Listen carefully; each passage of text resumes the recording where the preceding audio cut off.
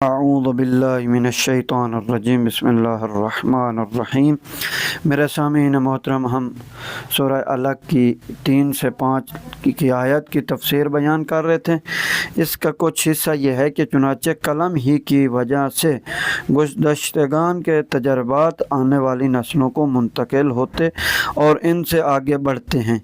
اس طرح کتابت کی وجہ سے تہذیبیں وجود میں آئیں۔ تمدن کا وجود بھی قلم کے مرہون منت ہے۔ قلم سے بڑھ کر تعلیم کا دوسرا کوئی ذریعہ نہیں ہے۔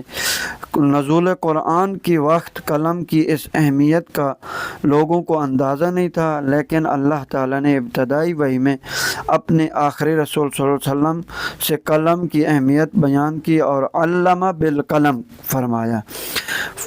قلم کو ذریعہ تعلیم قرار دیا۔ رسول اللہ صلی اللہ علیہ وسلم کی حدیث ہے، قید العلم قیل وما تقیدہ قال کتابتہ، یعنی علم کو بند کرو۔ عرض کیا گیا کیسے بند کریں؟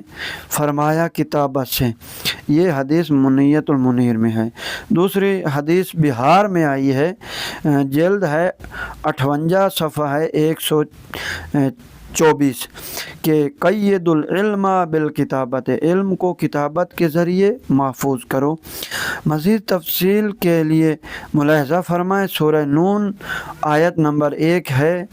لیکن افسوس کا مقام ہے کہ رسول اللہ صلی اللہ علیہ وسلم کی رحلت کے بعد 100 سال تک حدیث کی کتابت پر پابندی عائد رہی، جس کی وجہ سے علم کے بہت بڑے ذخائر سے امت محروم رہی۔ البتہ مکتب اہل بیت علیہم السلام کے پیروکار اس ذخیرے سے محروم نہیں رہے، چونکہ ان کے ہاں عہد رسالت میں حدیث کی تدوین مکمل ہو گئی تھی۔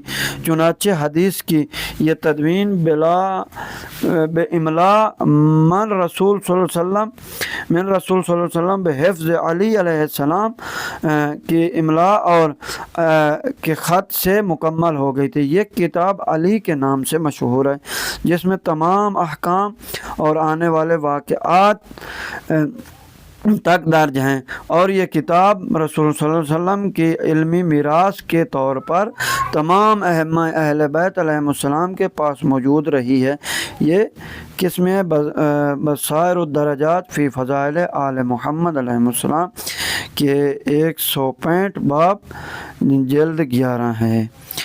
انشاءاللہ ہم پوائنٹ نمبر 4 کو کل بیان کریں گے، علم الانسان ما لم یعلم سے۔